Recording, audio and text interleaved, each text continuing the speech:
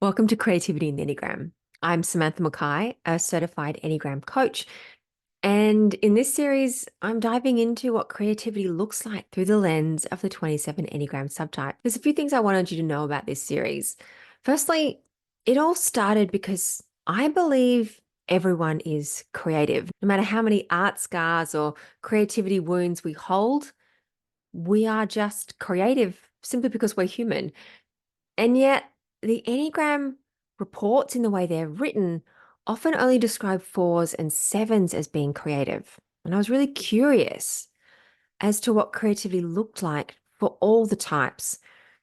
And I started first with the nine types and then wanted to expand to the 27 subtypes because they're such distinct patterns. And it's been fascinating. Each interview reveals a slightly different perspective or take on what creativity means.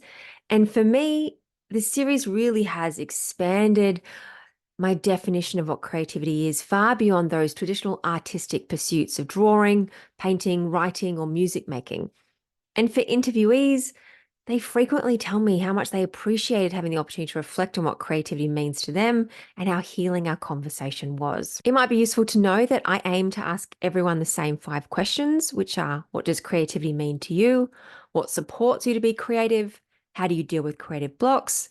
How has knowing your Enneagram subtype changed or shaped your relationship to creativity? And what creation are you most proud of? And it's really interesting to hear each answer intertwined with type, subtype, and/or dominant instinct, as well as the level of inner work someone has done.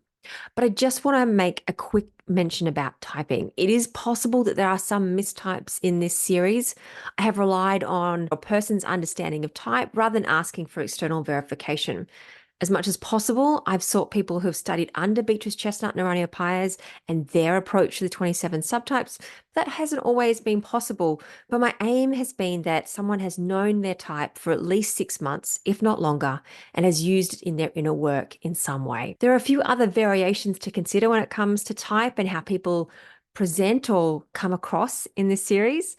So I've spoken to people who are a mix of instinctual sequences, nationalities, and some have done a lot of inner work and some only a little.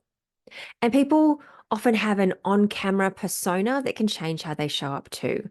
So I'd encourage you not to rely on these interviews for the purposes of accurately typing yourself or others. Instead, my hope for this series is that we can all learn a little bit more about creativity with the support of the Enneagram as a framework.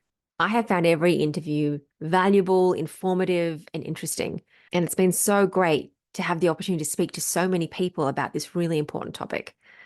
One final note I want to make: as each interview is focused on creativity, we don't dive into the characteristics or traits of each subtype in depth. They might just sort of get mentioned in passing. It's sort of assumed knowledge.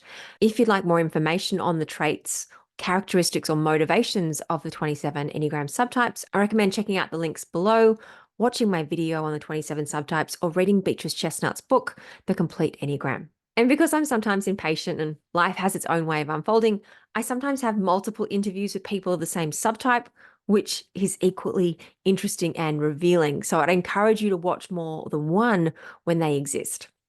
I really hope you benefit from this series as much as I have. And if you're curious about healing your creative wounds with the Enneagram, please reach out.